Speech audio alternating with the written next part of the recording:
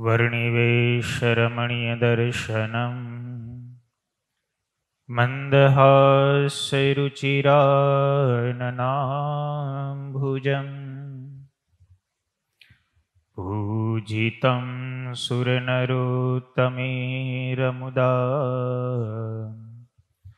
धर्मनन्दनमहं विचिन्तये।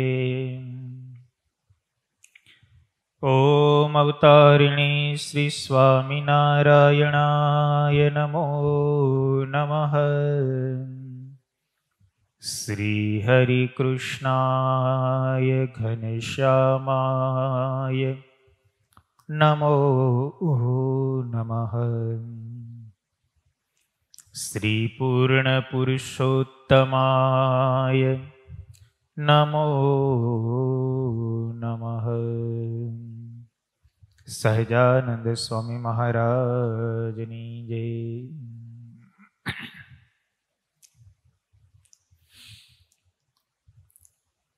इष्टदेव भगवान श्री स्वामीनारायण, परम पूज्य सद्गुरु महंत मोहन प्रसाद दास जी स्वामी, पूज्य संतो वाला भक्तों ने भावती जय स्वामीनारायण।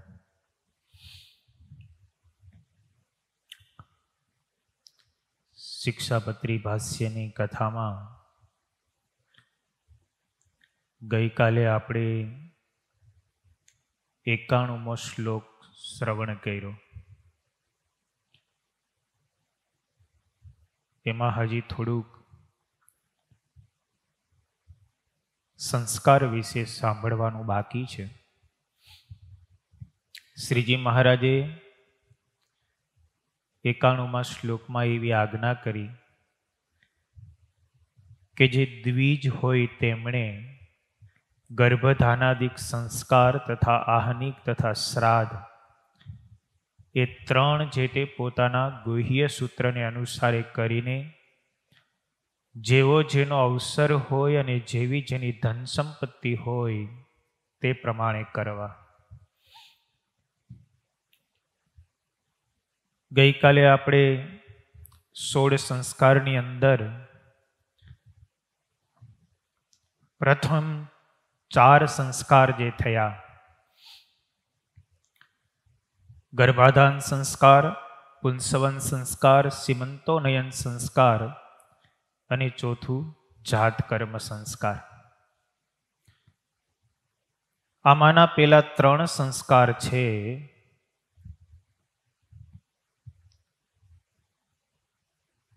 ते बाळक गर्भमां होय त्यारे करवामां आवे छे अने बाकीना संस्कारो बधा जन्म पछी करवामां आवे छे।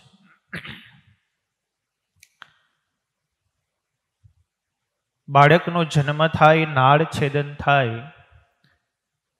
पछी जातकर्म संस्कार पिता करे।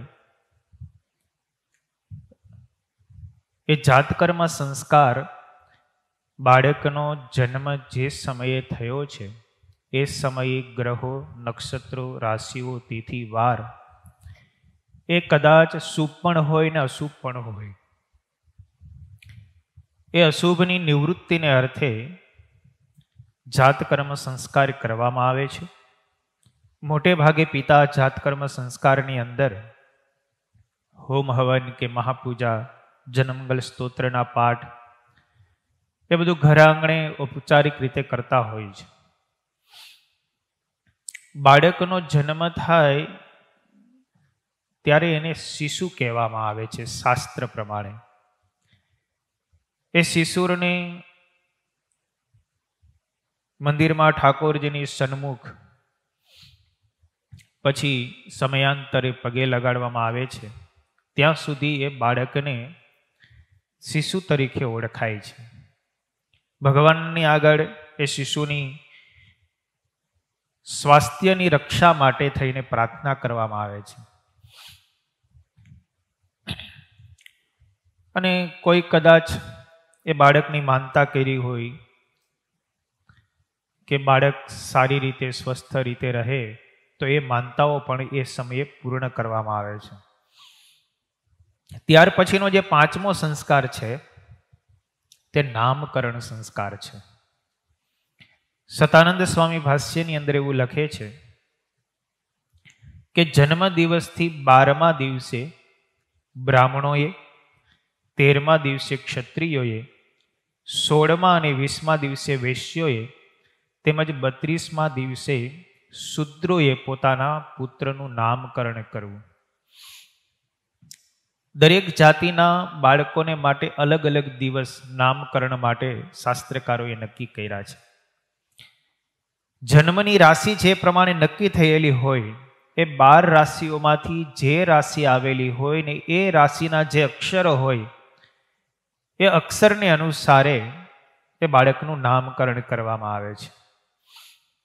જન્મ દિવસથી પુત્રને 12મા દિવસે અને કન્યાને 13મા દિવસે, પછી પોતપોતાના કુલ એની પરંપરાને અનુસારે એ સંતાનોને પછી પારણામાં સુવડાવવામાં આવે છે. 11 દિવસ સુધી બાળક પોતાની માતાની બાજુમાં જ સૂવે છે. પુત્ર હોય તો 12મા દિવસે ને પુત્રી હોય તો 13મા દિવસે પછી એને પારણિયાની અંદર સુવડાવવામાં આવે છે. આવું પણ એક શાસ્ત્રકારોએ વિધાન કરેલું છે.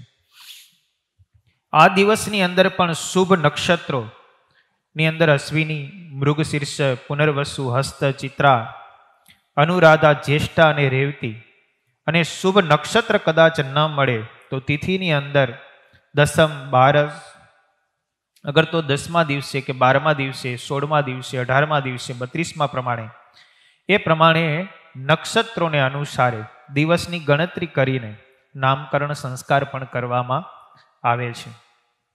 રાત્રિના સમયે કે વહેલી સવારે નામકરણ કરવું એ યોગ્ય નથી.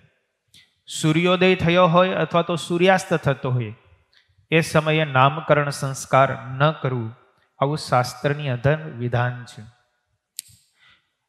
સત્સંગી જીવન ગ્રંથની અંદર પણ જ્યારે બાલ સ્વરૂપ ઘનશ્યામ મહારાજનો નામકરણ સંસ્કાર ધર્મદેવ કરે છે ત્યારે સતાનંદ સ્વામી એવું લખે છે, એકતા તદગૃહ માગન માર્કંડેયો મહામુનિ ત્રિકાલગ્નશ્ચ તેજસ્વી સશિષ્યો વર્ણિ વેદધૃત. નામકરણ સંસ્કાર બને ત્યાં સુધી કોઈક મોટા પુરુષના મુખેથી થાય તો એ સર્વથી શ્રેષ્ઠ છે. મોટે ભાગે લોકમાં ફઈ હોય નામકરણ સંસ્કાર કરતા હોય, પણ નામકરણ સંસ્કાર જો મહાપુરુષના ચરણે મસ્તક ટેકવીને એ બાળકનું જો કરવામાં આવે તો શાસ્ત્રકારોએ વધારે શુભ ગણેલું છે. ધર્મદેવે પણ પોતાના પુત્ર ઘનશ્યામનું નામકરણ સંસ્કાર માર્કંડેય મુનિ પાસે કરાવેલું છે. એમાં પણ શુભ યોગ, શુભ તિથિ એનું જોવામાં આવ્યું.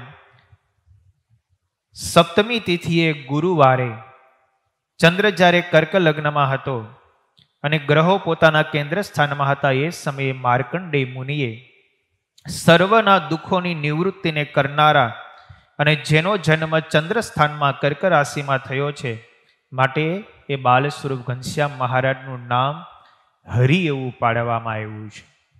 કારણ કે એ સર્વ ભક્તજનોના દુઃખને હરનારા છે માટે માર્કંડેયે પ્રભુનું નામ હરિ પાડ્યું છે. વળી માર્કંડેય મુનિએ એ ઘનશ્યામનો વર્ણ શ્યામ વર્ણનો હતો અને પોતાના સ્વરૂપમાં મનુષ્યોને આકર્ષવાની એનામાં શક્તિ હતી એટલે એનું નામ બીજું કૃષ્ણ પાડ્યું છે. અને આ બંને નામને ભેગા કરીને ત્રીજું નામ હરિકૃષ્ણ. અને ભવિષ્યની અંદર એ બાલપ્રભુ ત્યાગ, તપ, જ્ઞાન, ધર્મ અને યોગમાં શિવ સમાન થવાના હોવાથી એમનું ચોથું નામ નીલકંઠ માર્કંડેય પાડ્યું છે. આ પ્રમાણે પ્રભુનું નામકરણ સંસ્કાર પણ ધર્મદેવે કરેલો છે. ત્યાર પછીનો જે છઠ્ઠો સંસ્કાર છે એ નિષ્ક્રમણ સંસ્કાર છે. બાળકના જન્મથી 3જા મહિને શિશુને ચંદ્ર દર્શન અથવા તો સૂર્ય દર્શન કરાવવામાં આવે છે. એને 3 મહિના પછી ઘરની બહાર કાઢવામાં આવે છે અને ઘરની બહાર જ્યારે નીકળે ત્યારે સર્વપ્રથમ એને સૂર્યનું દર્શન અથવા તો ચંદ્રનું દર્શન કરાવવામાં આવે છે. અને 4થા મહિને પછી શુભ મુહૂર્તની અંદર પ્રથમવાર જ ગામમાં દેવ મંદિર હોય એ દેવ મંદિરે લઈ જઈ અને એમને દેવના દર્શન કરાવવામાં આવે છે. અથવા તો એ સમયે પછી સાકર તુલા કે એવું બધું જે પણ કંઈ કરાવતા હોય, માનતા હોય, એ માનતા ત્યારે પૂરી કરવામાં આવે છે. ત્યાર પછીનો જે 7મો સંસ્કાર છે એ અન્નપ્રાશન સંસ્કાર છે. બાળકને સર્વપ્રથમ અનાજ આપવું મોઢામાં એ અન્નપ્રાશન સંસ્કાર કહેવાય છે. શાસ્ત્રકારોએ પુત્રને 6ઠ્ઠા મહિને, 8મા મહિને, 10મા મહિને કે 12મા મહિને બેકી સંખ્યાની અંદર પુત્ર હોય તો એને અન્નપ્રાશન સંસ્કાર કરાવો, અને જો પુત્રી હોય તો એમને 5મા મહિને, 7મા મહિને કે 9મા મહિને એ પ્રમાણે એકી સંખ્યામાં અન્નપ્રાશન સંસ્કાર કરાવો. એ અન્ન જમાડ્યા પહેલા પુત્ર અથવા પુત્રીને મધ અથવા ઘી પહેલા ચટાડવું અને ત્યાર પછી એના મોઢામાં અન્ન આપવું. ઘણા હોય એ અન્નપ્રાશન સંસ્કાર મોટા સંતો પાસે બાળકને લાવીને મોટા સંતોના હાથે કે કોઈ મહાપુરુષના હાથે પણ અન્નપ્રાશન સંસ્કાર કરાવતા હોય છે. એ અન્નપ્રાશન સંસ્કારની અંદર બીજ, ત્રીજ, સાતમ, દસમ અને તેરસ આટલી તિથિઓ અન્નપ્રાશન માથે શુભ કહેલી છે. અને એ અન્નપ્રાશન થઈ જાય પછી એને બાળક તરીકેની સંજ્ઞા પ્રાપ્ત થાય છે.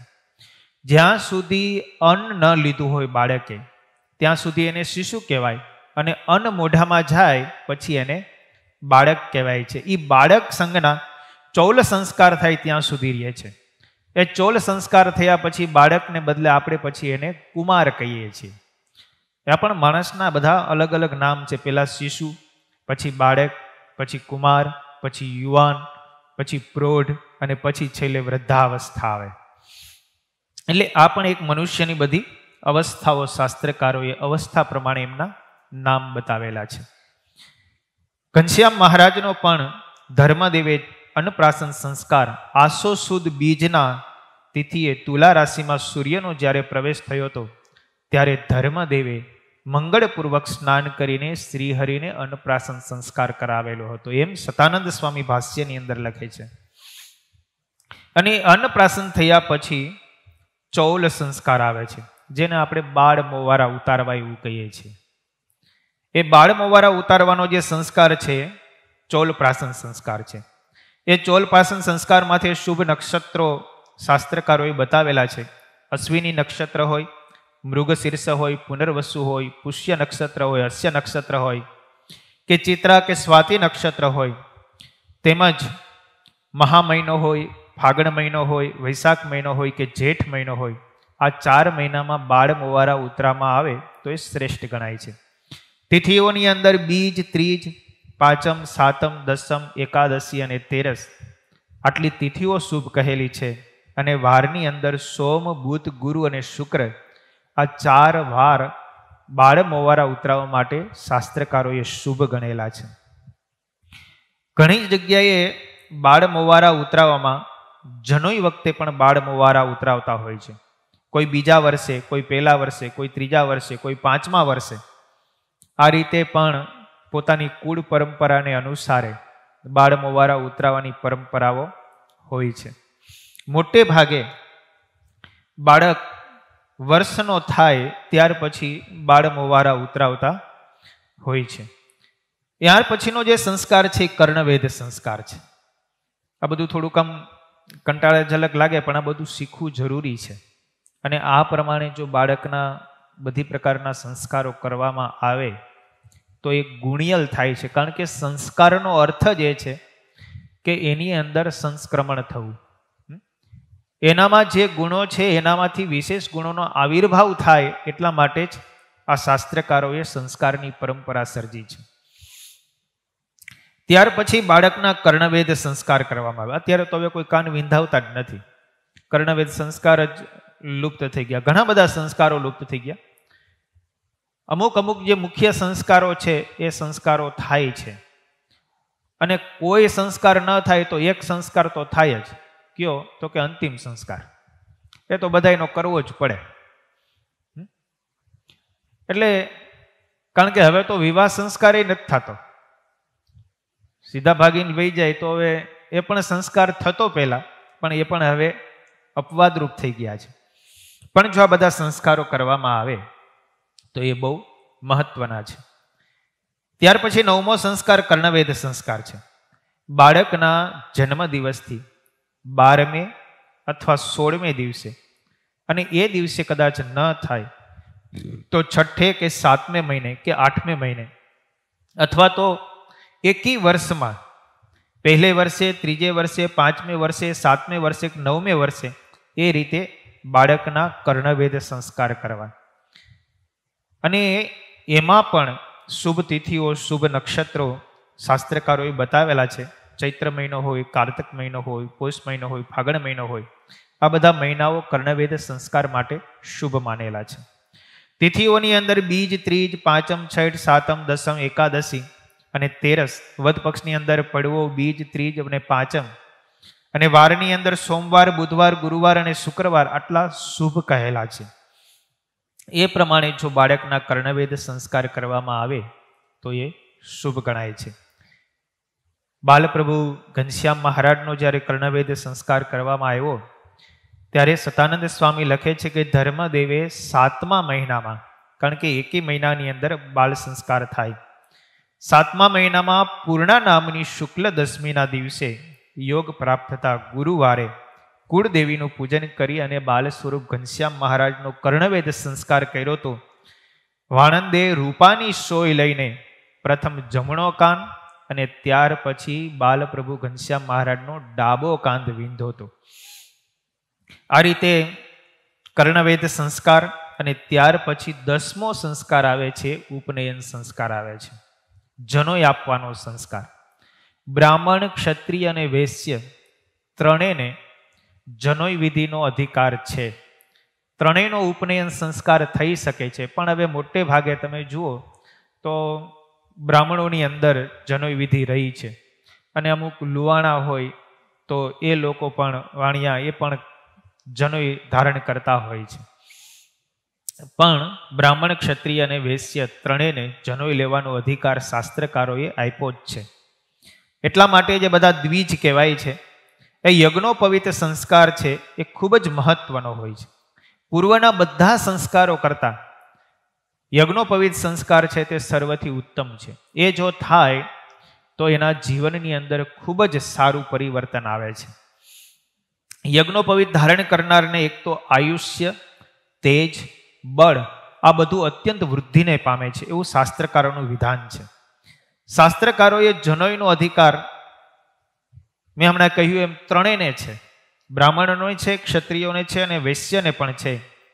માટે એ ત્રણેય જનોઈ લેવી.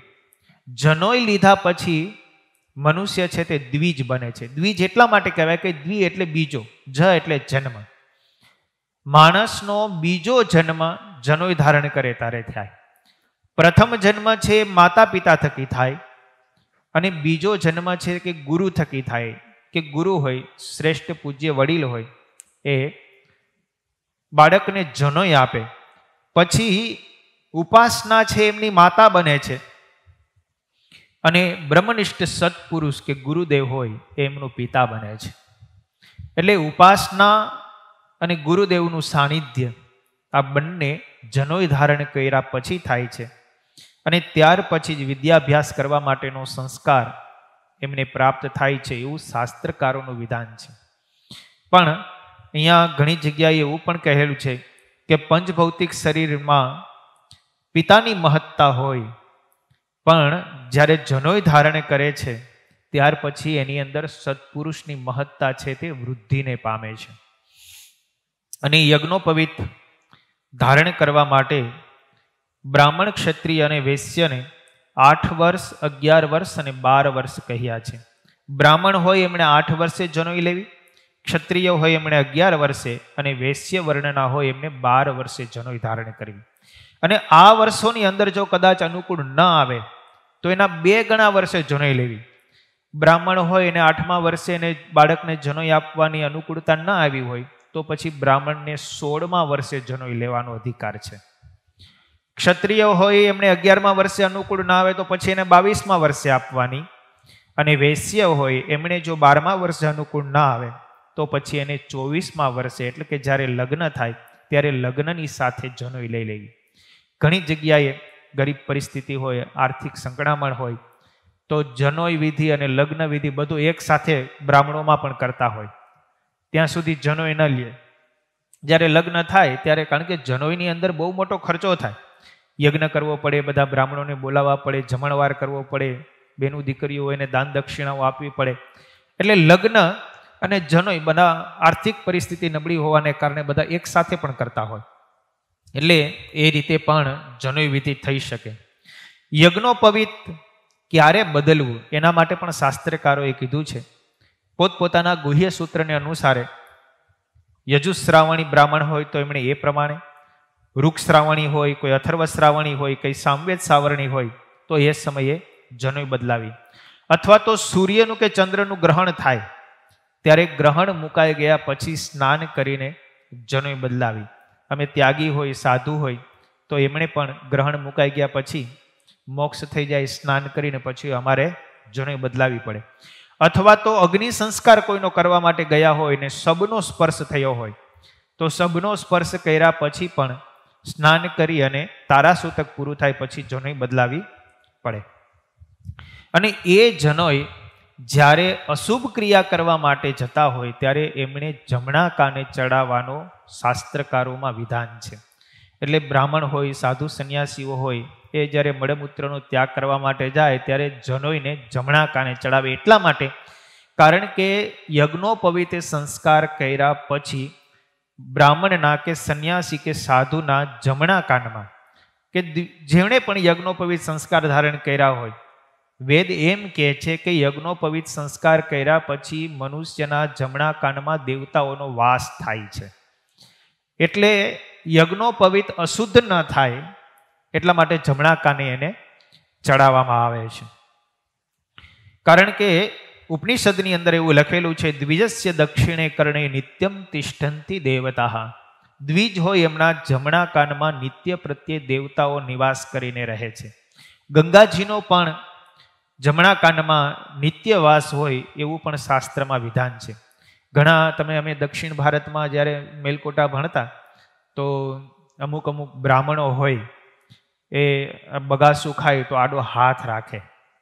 એટલે આડો હાથ રાખે એટલે બગાસું ખાય, આડો હાથ રાખે એટલે હાથ અશુદ્ધ થાય, એટલે તરત જ પછી જમણા કાને હાથ લઈ જાય. એ શું કામ? એને કારણ કે હાથ અશુદ્ધ થયો, એ જમણા કાનનો સ્પર્શ કરાવી દો એટલે હાથ શુદ્ધિ થાય, કારણ કે જમણા કાનમાં ગંગાનો વાસ છે. એટલે આવી રીતે પણ બ્રાહ્મણો પૂજા કરતા હોય, પાણીની નજીકમાં સુવિધા ન હોય તો એ સમયે મંત્રના ઉચ્ચારણ કરતી વખતે, વેદના પાઠ કરતી વખતે કંઈ બગાસું આવે કે ઉધરસ આવે તો મોઢા આડો હાથ રાખે તો એ તરત જ જમણા કાને પોતાનો હાથ લઈ અને હાથની શુદ્ધિ કરતા હોય. આ રીતે પણ શાસ્ત્રકારોએ હાથની શુદ્ધિ બતાવેલી છે.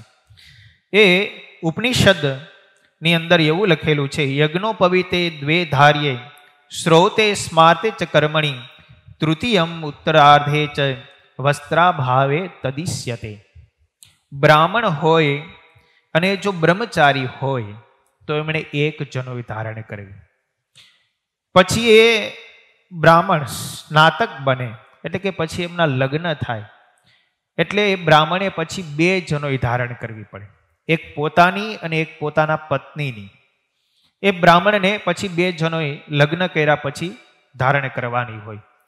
અને કદાચ જો એમણે વેદનો પાઠ કરતી વેળાએ અથવા તો ભોજન કરતી વેળાએ ઉત્તરીય વસ્ત્ર ધારણ ન કર્યું હોય તો ત્રીજી જનોઈ પહેરવી પડે. બ્રાહ્મણ હોય એમણે સંન્યાસી હોય, ત્યાગી હોય, સાધુ હોય, જેમણે જનોઈ વિધિ ધારણ કર્યો હોય એના માટે આ નિયમ જ છે. ભોજન કરતી વખતે અને વેદનો પાઠ કરતી વખતે એમણે ઉત્તરીય વસ્ત્ર એટલે કે ઉપરનું વસ્ત્ર ધારણ કરવું. જો એ ઉપરનું વસ્ત્ર ધારણ કરેલું ન હોય ને ઉઘાડા શરીરે ભોજન કરવા બેસે તો એ દોષમય છે. એટલે ઉત્તરીય વસ્ત્ર કદાચ ન હોય તો ત્રીજી જનોઈ પહેરી લેવી. એટલે એ પ્રમાણે પણ જનોઈ ઉત્તરીય વસ્ત્રના રૂપની અંદર પણ બ્રાહ્મણોને પહેરવાનું વિધાન શાસ્ત્રમાં છે. ત્યાર પછી 11મો સંસ્કાર છે એ વેદારંભ સંસ્કાર છે. એટલે કે વિદ્યાભ્યાસ કરવા માટે પ્રારંભ કરાવાય એ સંસ્કારને વેદારંભ સંસ્કાર કહેવાય છે. આપણે ઘણીવાર બાળકો હોય એને 5 વર્ષ થાય કે 7 વર્ષ થાય, હવે તો 4 વર્ષનો નિયમ આવી ગયો. પહેલાં એવું હતું કે યજ્ઞોપવિત સંસ્કાર ધારણ કર્યા પછી મોટે ભાગે વિદ્યાભ્યાસ કરવા માટે જતા, પણ લગ્ન સમયે આર્થિક સ્થિતિને અનુસારે કદાચ યજ્ઞોપવિત ધારણ લગ્ન વિધિમાં જ કરતા હોય તો પછી યજ્ઞોપવિત સંસ્કાર કર્યા પહેલાં પણ બાળકોને વિદ્યાભ્યાસ કરાવવાનો સંસ્કાર કરવામાં આવતો. એટલે એ રીતે પણ વિદ્યાભ્યાસ સંસ્કાર એ જનોઈ સંસ્કાર પહેલાં પણ ઘણી જગ્યાએ ઘણીવાર કરવામાં આવે છે. એ ગુરુ પાસે શુભ મુહૂર્તની અંદર પોતાના પુત્રને ગુરુને સોંપવો અને કહેવું કે હવે તમે જ આના માતા પિતા છો, અને પુત્રએ પણ ગુરુને જ પોતાના માતા પિતા સમજીને એમની પાસે બ્રહ્મચર્ય વ્રતનું પાલન કરીને વિદ્યાભ્યાસ કરવા માટેની જે દીક્ષા ગ્રહણ કરવી એને વેદારંભ સંસ્કાર કહેવામાં આવે છે. અને ત્યાર પછીનો જે સંસ્કાર છે 12મો એ સમાવર્તન સંસ્કાર છે. સમાવર્તન સંસ્કાર એટલે ગુરુ પાસે બ્રહ્મચર્ય વ્રતનું પાલન કરીને વિદ્યાભ્યાસ કર્યો હોય એ વિદ્યાભ્યાસ જ્યારે પૂર્ણ થાય ત્યારે એનો દીક્ષાંત સમારોહ યોજાય. એ દીક્ષાંત સમારોહ જે યોજાય એને સમાવર્તન સંસ્કાર કહેવાય. 12 વર્ષ સુધી કે 18 વર્ષ સુધી કે 15 વર્ષ સુધી ગુરુ પાસે જંગલની અંદર એકાંત સ્થળમાં માતા પિતા બધાનો ત્યાગ કરીને જે વિદ્યાભ્યાસ કર્યો હોય એ ગુરુ પછી જ્યારે વિદ્યાભ્યાસ પૂર્ણ થાય એટલે બાળકને સમાવર્તન સંસ્કાર કરાવે, દીક્ષાંત સમારોહ જેને કહે. એ પછી બાળકને પોતાના જીવન કેમ જીવવું એના માટેનો ઉપદેશ આપવામાં આવે છે. અને એ સમાવર્તન સંસ્કારની અંદર ગુરુ શિષ્યને ઉપદેશ આપે છે. સત્યમ વદ ધર્મમ ચર સ્વાધ્યાયાત્મા પ્રમદઃ આચાર્યાય પ્રિયમ ધનમારુત્ય પ્રજાતંતુ મા વ્યવચ્છેતિ સત્યાન્ન પ્રમદિતવ્યમ ધર્માન્ન પ્રમદિતવ્યમ કુશલાન્ન પ્રમદિતવ્યમ ભૃત્યેન પ્રમદિતવ્યમ સ્વાધ્યાય પ્રવચનાભ્યામ ન પ્રમદિતવ્યમ દેવપિતૃ કાર્યાભ્યામ ન પ્રમદિતવ્યમ માતૃદેવો ભવ પિતૃદેવો ભવ આચાર્ય દેવો ભવ અતિથિ દેવો ભવ શ્રદ્ધયા દેયમ અશ્રદ્ધયા અદેયમ એસ આદેશ એસ ઉપદેશ. આટલા મંત્રો બોલીને ગુરુ શિષ્યને ઉપદેશ આપે. તું મારી પાસે બ્રહ્મચર્ય વ્રતનું પાલન કરીને 25 વર્ષની ઉંમર સુધી તું અહીંયા રહ્યો, હવે ત્યારે ગ્રહસ્થાશ્રમમાં જોડાવાનું છે, માટે તારે આટલા મંત્રોનો ઉપદેશ આપીને ગુરુ એમ કહે છે કે આ પ્રમાણે હવે તારે આચરણ કરવાનું છે. તું સાચું બોલનારો થજે, ધર્મનું આચરણ કરજે, સ્વાધ્યાયમાં ક્યારેય પ્રમાદ કરીશ નહીં, ગુરુ માટે ધનનો ભાગ કાઢજે, ગ્રહસ્થાશ્રમમાં સંતતિની પરંપરાને ક્યારેય તોડીશ નહીં, સાચું બોલવામાં પ્રમાદ કરીશ નહીં, ધર્મ પાલનમાં ક્યારેય આળસ રાખીશ નહીં, નિત્ય યજ્ઞ કરવામાં ક્યારેય પ્રમાદ કરીશ નહીં, સદગુણો મેળવવામાં ક્યારેય પ્રમાદ કરીશ નહીં, આત્મજ્ઞાનને પ્રાપ્ત કરજે, સ્વાધ્યાય તેમજ પ્રચાર પ્રસાર કરજે, દેવતાનું કર્મ કરજે, પિતૃકર્મ કરજે, એમાં ક્યારેય તો આળસ કરીશ નહીં, માતાને દેવની સમાન સમજજે, પિતાને દેવતુલ્ય સમજજે, આચાર્યને ગુરુને દેવ સમાન ગણજે, અતિથિને દેવ જેવો તું માનજે, શ્રદ્ધાથી દાન દેજે, અશ્રદ્ધાથી ક્યારેય તું કોઈને દાન આપીશ નહીં. આ પ્રમાણે ગુરુ પોતાના શિષ્યને ઉપદેશ આપે છે અને પછી એમને ગ્રહસ્થાશ્રમમાં જવાની આજ્ઞા કરે છે. આ જે છે એને સમાવર્તન સંસ્કાર કહેવામાં આવે છે.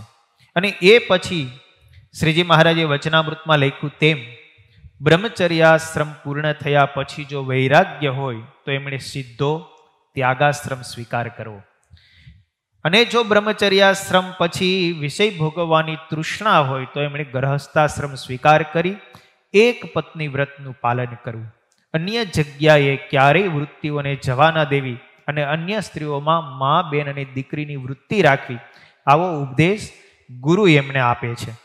અને ત્યાર પછીનો જે સંસ્કાર છે 13મો તે વિવાહ સંસ્કાર છે, જે ગ્રહસ્થાશ્રમ માટે ખૂબ જ મહત્વનો હોય. પણ હવે તો બધી પરંપરાઓ બ્રાહ્મણો પણ અમુક બ્રાહ્મણો, પવિત્ર બ્રાહ્મણો હોય, વેદ વિધિને જાણતા હોય, એ સંપૂર્ણ વેદોક્ત વિધિથી વિવાહ લગ્ન કરાવતા હોય.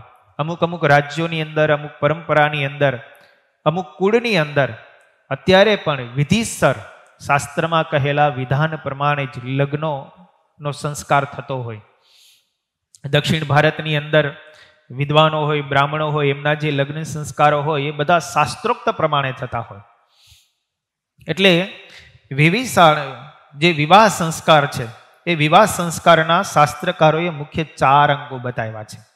પેલું વાગદાન, જેને આપણે વેવિશાળ કહીએ અથવા તો સગપણ કહીએ છીએ. બીજું કન્યાદાન, ત્રીજું પાણી ગ્રહણ અને ચોથું સપ્તપદી. આ લગ્ન સંસ્કારની અંદર 4 અંગો છે. મનુષ્ય માત્રે પોતાનું પરિપૂર્ણ થવા માટે થઈને આ વિવાહ સંસ્કાર અત્યંત અનિવાર્ય છે, કરવો જ જોઈએ અને થવો જ જોઈએ. વિવાહ સંસ્કાર છે એ મનુષ્યને સાચી દિશા આપે છે, સાચી ગતિ આપે છે. પોતાની ઇન્દ્રિયોની વૃત્તિઓ વિષય સન્મુખ જતી હોય એને રોકવા માટે થઈને વિવાહ સંસ્કાર છે કે એ અન્ય જગ્યાએ જતી વૃત્તિઓ એકમાં જ કેન્દ્રિત થાય અને શાસ્ત્રની આજ્ઞા પ્રમાણે વિવાહ કરીને એક જ સ્ત્રીમાં પોતાની વૃત્તિઓને કેન્દ્રિત કરે, અન્યમાં પોતાના મનને વિચલિત થવા ન દે, એટલા માટે થઈને વિવાહ સંસ્કાર આવે છે. એ વિવાહ સંસ્કાર જો બને તો જ મનુષ્ય છે એ ધર્મયુક્ત જીવન જીવતો થાય છે. એટલે પહેલું વિવાહ સંસ્કારનું અંગ બતાવ્યું વાગદાન. વાગદાન ક્યારે કરવામાં આવે છે એના માટે કહે છે, કન્યા માટે યોગ્ય, સુશીલ, સ્વસ્થ, સુંદર અને સુશિક્ષિત વર નક્કી કરવામાં પ્રથમ આવે. ત્યાર પછી શાસ્ત્ર વિધિને અનુસારે એમનું વાગદાન એટલે કે સગપણ કરવામાં આવે છે. શુભ મુહૂર્ત એના માટે ઋષિમુનિઓએ બતાવેલા છે. સૂર્ય વૃશ્ચિક રાશિનો હોય ત્યારે, એટલે કે કારતક સુધી 11 પછી અને માગસર મહિના સુધી. સૂર્ય જ્યારે મકર રાશિમાં હોય ત્યારે, એટલે કે પોષ મહિના અને મહા મહિનાની અંદર. કુંભનો સૂર્ય હોય ત્યારે, એટલે ફાગણ મહિનામાં. મેષનો સૂર્ય હોય ત્યારે, એટલે કે ચૈત્ર અને વૈશાખ મહિનામાં. અને વૃષભ અને મિથુનમાં જ્યારે સૂર્ય હોય ત્યારે, એટલે કે વૈશાખ અને જેઠ મહિનો અને અષાઢ સુધી દસમ. એટલે કે કાર્તિક સુધી એકાદશીથી લઈને અષાઢ સુધી દસમ સુધીના બધા જ દિવસો સગપણ માટેના શુભ માનેલા છે. પણ અષાઢ સુધી એકાદશી થી લઈને કાર્તિક સુધી એકાદશી, એટલે કે ચાતુર્માસની અંદર ક્યારેય પણ સગપણ કરવું નહીં. જો એ સગપણ કરે તો એ શાસ્ત્રથી વિરુદ્ધ છે. પછી આગળ લખે છે કે ધનાર્ક અને મીનાર્કની અંદર, ગુજરાત, સૌરાષ્ટ્ર અને કચ્છની અંદર લગ્ન લેવાતા નથી. આ 3 રાજ્યોની અંદર, ગુજરાતની અંદર, સૌરાષ્ટ્રની અંદર અને કચ્છની અંદર ધનાર્ક એટલે જેને આપણે ધનુર્માસ કહીએ છીએ, એ ધનુર્માસમાં પણ કમૂર્તા કહેવાય, એટલે આપણે કોઈ સગપણ કે લગ્ન એવું કંઈ કરતા નથી. અને મીનાર્કની અંદર સૂર્ય જ્યારે મીન રાશિમાં હોય ત્યારે પણ લગ્ન થતા નથી. બીજું કે પ્રથમ પુત્ર અને પ્રથમ પુત્રીનો વિવાહ સંસ્કાર હંમેશા જ્યેષ્ઠ માસમાં ક્યારેય ન કરવો. પહેલો દીકરો હોય કે પહેલી દીકરી હોય, એનું સગપણ જેઠ મહિનામાં ક્યારેય ન કરવું. જો એ કરે તો પછી એનો સંસાર નભે નહીં, આવું શાસ્ત્રનું વિધાન છે. વળી પોતાનો જન્મ જે માસમાં હોય કે જે તિથિ અને જે વારે હોય એ દિવસે પણ પુત્ર અને પુત્રીના લગ્ન ન કરવા, અને જો કરે તો અનિષ્ટ અવશ્ય થાય છે. બીજા વિવાહ મુહૂર્તની અંદર વાર લખેલા છે. તિથિઓમાં વદ, તેરસ, ચૌદસ અને અમાસ તેમજ શુદ્ધ પ્રતિપદા એ વર્જ્ય ગણવી. વિવાહના મુહૂર્ત, લગ્નના મુહૂર્ત આ તિથિઓએ ન કરવા. તેરસ, ચૌદસ, અમાસ અને પડવો આટલા બાદ કરવા. ચોથ, નોમ અને ચૌદસ તિથિએ સામાન્ય રીતે શુભ કાર્ય કરવા, પરંતુ વિવાહમાં રિક્તા તિથિને માધ્યમ અને ફળદાયક ગણવામાં ધર્મસિંધુનું વચન છે, તેથી એ સ્વીકાર કરવો. અને ક્ષય અને વૃદ્ધિ તિથિ પણ તારવી. ઘણી જગ્યાએ 2 નોમ હોય, 2 એકાદશી હોય, 2 સાતમ હોય, તો એ દિવસે પણ લગ્નના શુભ મુહૂર્ત ન લેવા. અથવા તો જે તિથિનો ક્ષય હોય એકમનો ક્ષય હોય, પાંચમનો ક્ષય હોય, તૃતીયાનો ક્ષય હોય તો એ ક્ષય તિથિએ પણ લગ્નના મુહૂર્ત ન લેવાય. વિવાહમાં 15 નક્ષત્રો લેવાયેલા છે: રોહિણી, મૃગશીર્ષા, મઘા, ઉત્તર ફાલ્ગુની, હસ્ત, સ્વાતિ, અનુરાધા, મૂળ, ઉત્તરસાદા, રેવતી અને કાત્યાયની. આટલા રાશિઓ છે, નક્ષત્રો છે, એ શ્રેષ્ઠ માનેલા છે. ત્યાર પછી કન્યાદાનનો આદર્શ બતાવેલો છે કે કન્યાદાન ક્યારે કેવી રીતે કરવું, અને કન્યાદાન કરવાથી સારામાં સારું ફળ પુત્ર પ્રાપ્તિ રૂપ થાય છે. બીજી જગ્યાએ મોટે ભાગે તમે જુઓ ને તો એક ભારત વર્ષની અંદર જ કન્યાદાનની પ્રથા છે. અન્ય દેશોની અંદર કન્યાદાનની કોઈ પ્રથા જ નથી. કન્યાદાનનો વિક્રય થાય. જેને કન્યા આપવાની હોય એ સામા પક્ષવાળો કંઈક દ્રવ્ય કે ધન સંપત્તિ આપે તો એના બદલામાં એને કન્યા આપે છે. એટલે અન્ય રાજ્યોની અંદર કન્યાનો વિક્રય થાય છે અથવા તો સ્વયંવર થાય છે. સ્વયંવર એટલે કન્યા પોતાની રીતે વર પસંદ કરી લે, સ્વયંવર. સ્વયંવર એટલે કંઈ મોટી સભા ભરાઈને બધા રાજા રજવાડો જૂના જમાનામાં આવતું એવું અત્યારે નથી. અત્યારે તો મોટે ભાગે સ્વયંવર જ છે. કન્યાને જે પુરુષ પસંદ પડે એની સાથે વહી જવું એ સ્વયંવર છે, અથવા તો પુરુષને જે કન્યા પસંદ પડે એને પોતાની સાથે લઈ આવી એ સ્વયંવર છે. એટલે આવું મોટે ભાગે હોય છે, પણ બંને પક્ષોની ઉપસ્થિતિ હોય. કન્યાદાન કોને કર્યું કહેવાય? કન્યા પક્ષના અને વર પક્ષના બંને પક્ષના વડીલોની ઉપસ્થિતિ હોય અને બંને પક્ષના જે ગોર હોય એ ગોરની ઉપસ્થિતિ હોય, અને કન્યા પક્ષના જે ગોર હોય એ કન્યા પક્ષની 3 પેઢી એનું ગોત્ર એનું ઉચ્ચારણ કરે. વર પક્ષનો જે બ્રાહ્મણ હોય એ વર પક્ષની 3 પેઢીની એનું ગોત્ર, એની 3 પેઢીના નામ એનું ઉચ્ચારણ કરે, અને પછી બંને પક્ષને કોઈ પ્રકારનો વિરોધ ન હોય અને બ્રાહ્મણોની સંમતિ હોય, અને પછી એકબીજાને કન્યા અને વરને સંમતિથી કન્યાદાન અર્પણ કરવામાં આવે. આને કન્યાદાન કહેવામાં આવે છે. અને પછી કન્યાદાનની અંદર વરપક્ષ તરફથી જે સામગ્રીઓ લાવ્યા હોય એ સામગ્રી કન્યાને અર્પણ કરવામાં આવે. કન્યા પક્ષ તરફથી જે વર માટે સામગ્રી લાવ્યા હોય એ વરપક્ષને અર્પણ કરવામાં આવે. અને વીંટી પહેરાવાની જે પ્રથાઓ હોય એ કન્યાદાન છે. અને ત્યાર પછીનો જે છે એ પાણી ગ્રહણ છે. એ પાણી ગ્રહણ એ લગ્નનું 3જું અંગ છે. પાણી ગ્રહણની અંદર ઘણા બધા વિધાનો આપેલા છે. એ પાણી ગ્રહણ કોણ કરાવી શકે? તો કે કન્યાનો પિતા હોય એ કન્યાનો પાણી ગ્રહણ કરે. પાણી એટલે હાથ. પાણી એટલે શું? હાથ. હાથને સંસ્કૃતની અંદર પાણી કહેવાય. વરના હાથમાં પોતાની કન્યાનો હાથ સોંપવો એ પાણી ગ્રહણ છે. એ પાણી ગ્રહણ કાં તો પિતા કરાવી શકે, અને પિતા જો હયાત ન હોય તો એમનો ભાઈ એ પાણી ગ્રહણ કરાવી શકે. અને એ પણ કદાચ ન હોય તો એના કાકા હોય તે પાણી ગ્રહણ કરાવી શકે. એ પણ કદાચ ન હોય તો પછી એમની માતા છે એ પણ પાણી ગ્રહણ કરાવી શકે.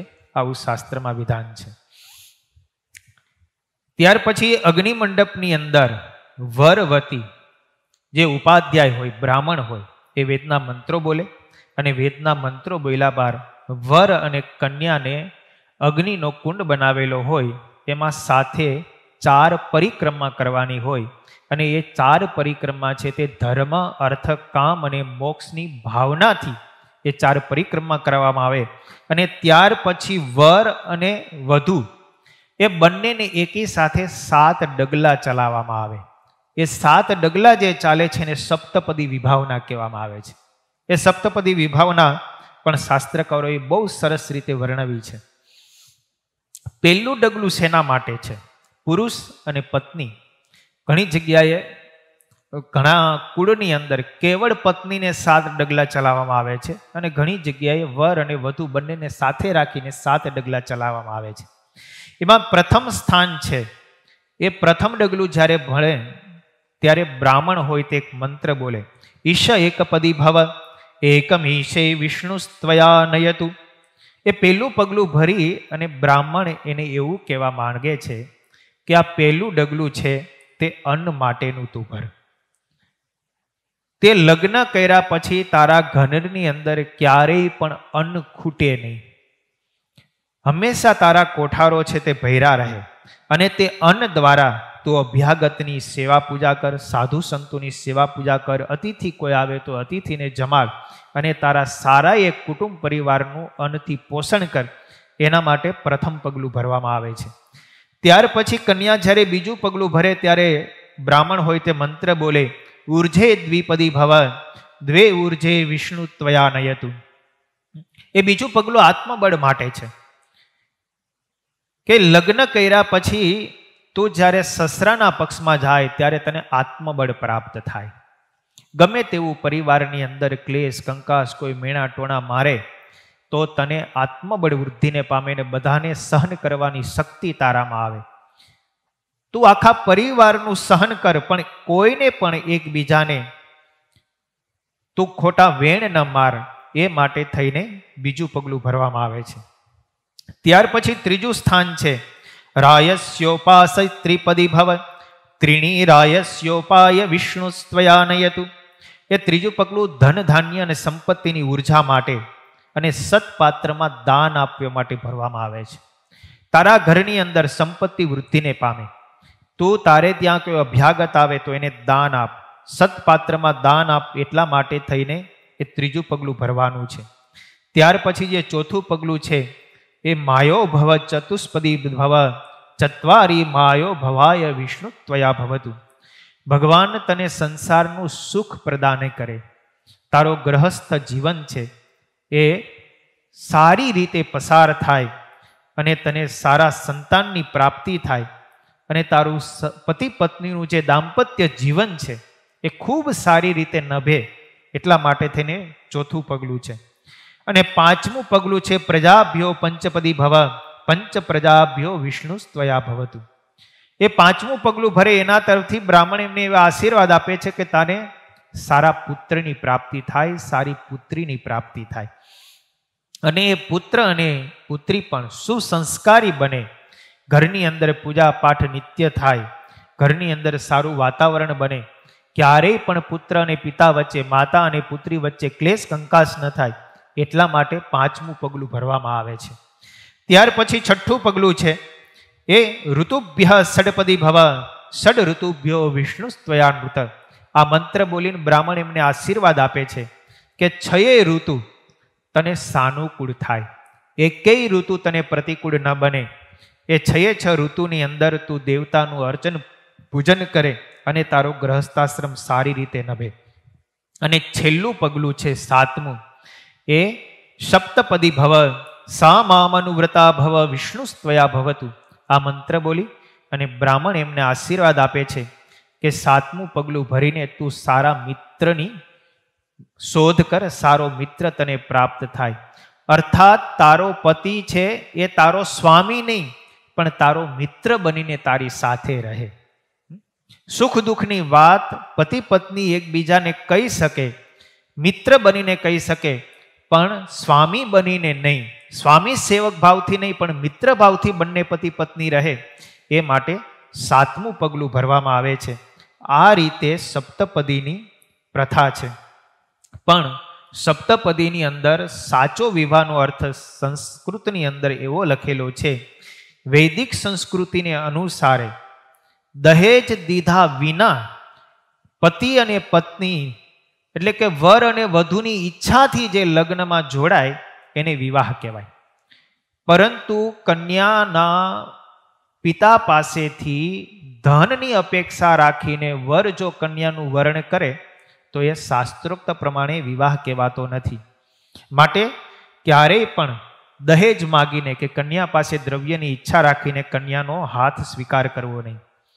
અને શાસ્ત્રની અંદર અનેક પ્રકારનો વિવાહ બતાવેલો છે.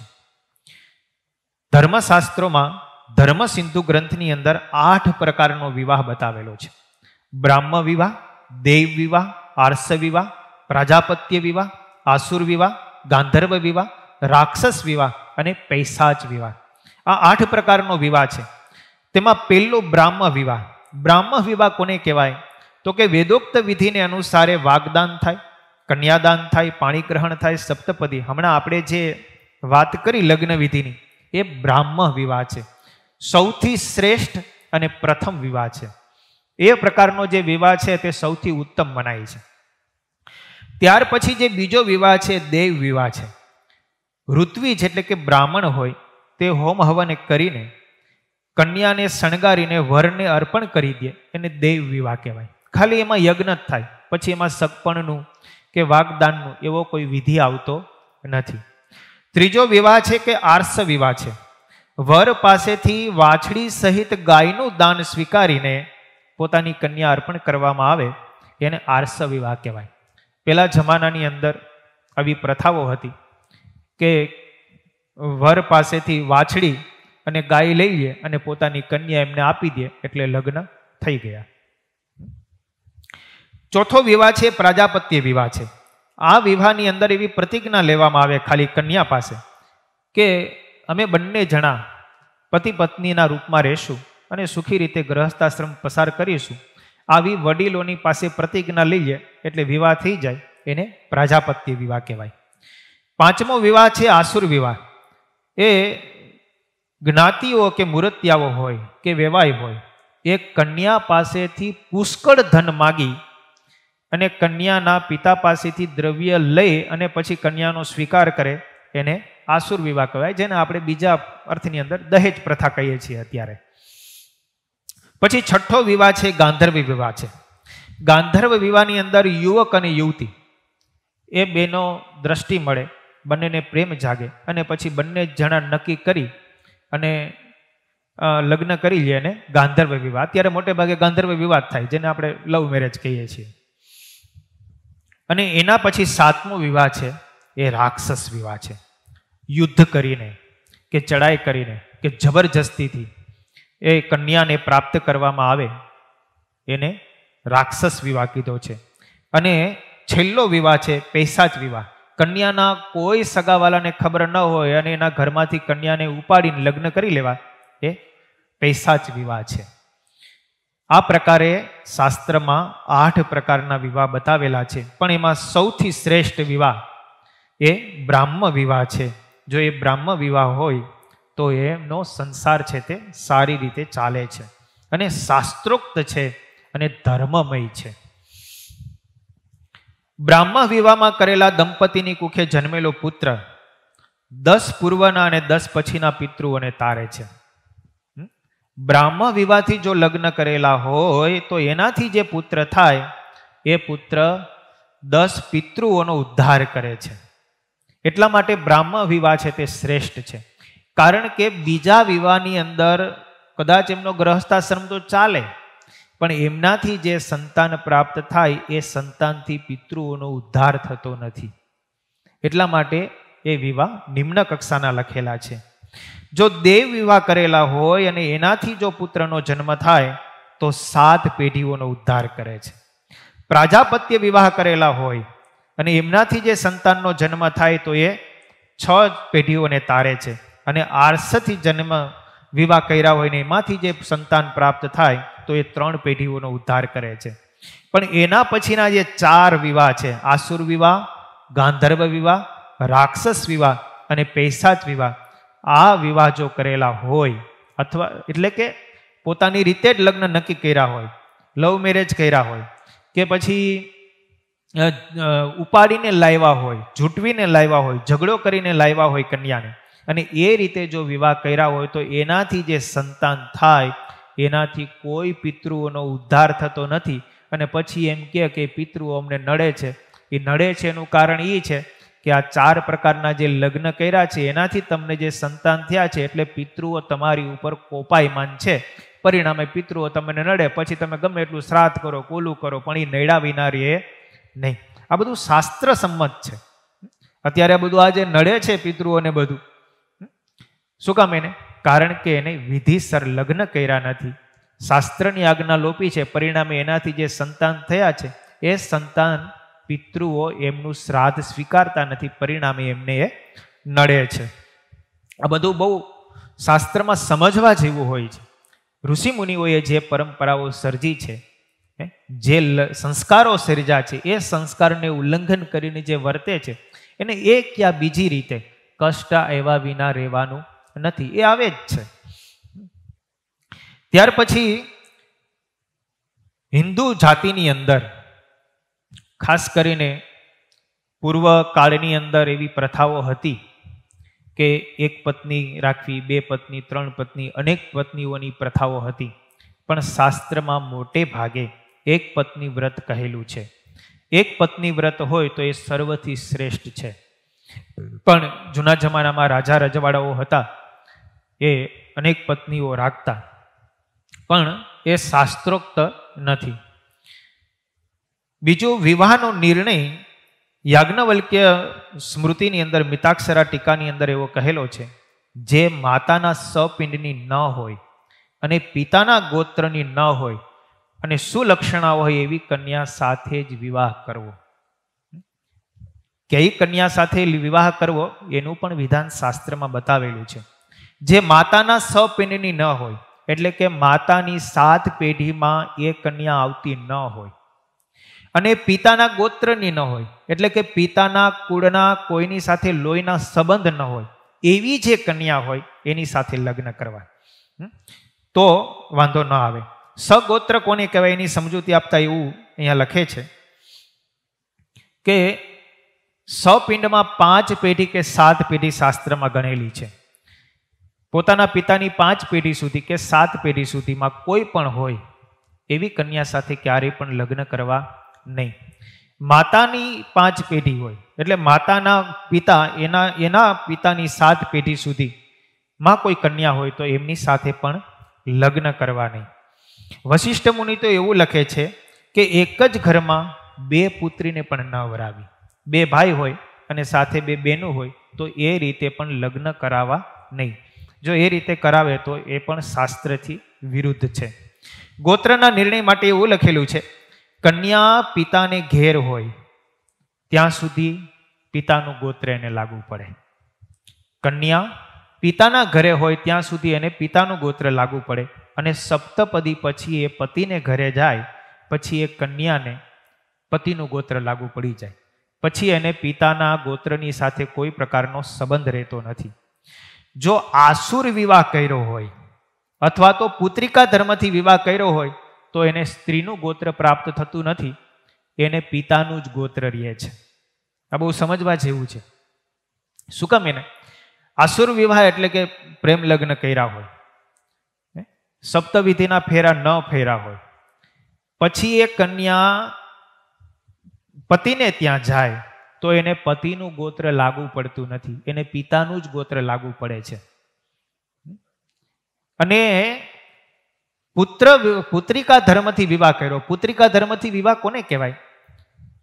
કોઈ પણ પિતાને 1 કે 2 દીકરીઓ જ હોય પણ દીકરો ન હોય, પછી એ પોતાની દીકરીને કોઈની સાથે પરણાવે ત્યારે પછી એમાં એવું બોલી કરે કે મારી દીકરીને પહેલો દીકરો જે થાય એને તમારે મને આપવો, બીજા સંતાનો તમારે રાખવા, કારણ કે મારે કોઈ સંતાન નથી, મારે ખાલી દીકરી જ છે, પુત્ર નથી, તો મારું પિંડદાન કોણ કરે?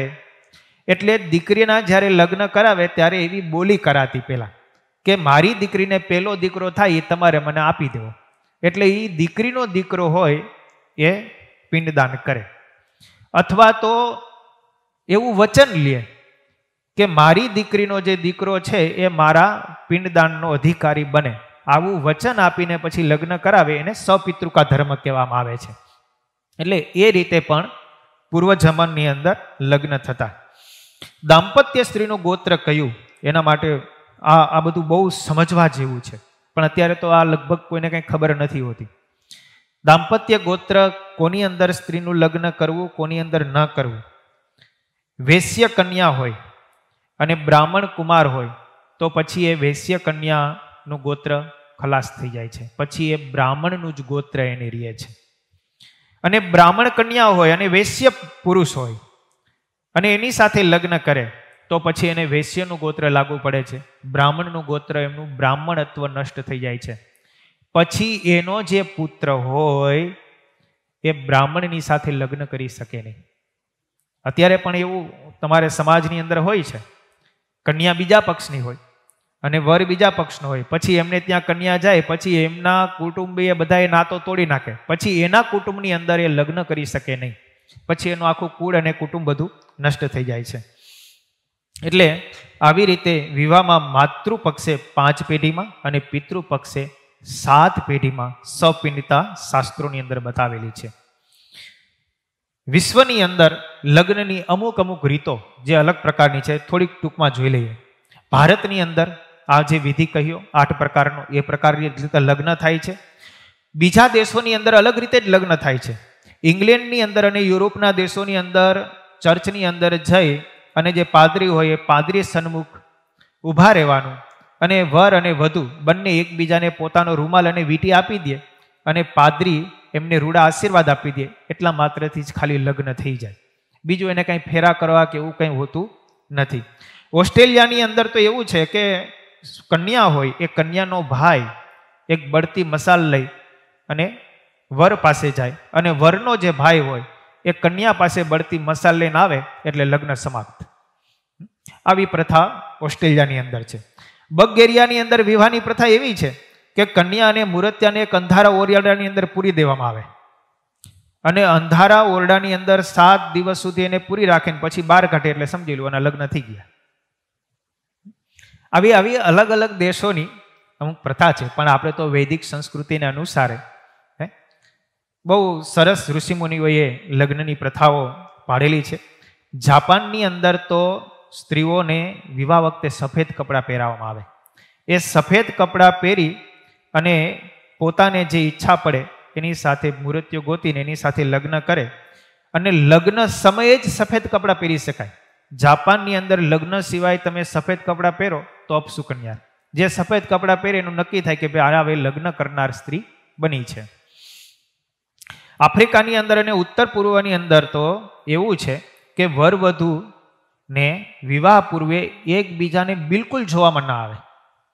એને મોઢું એકબીજાનું જોઈ જ ન શકે.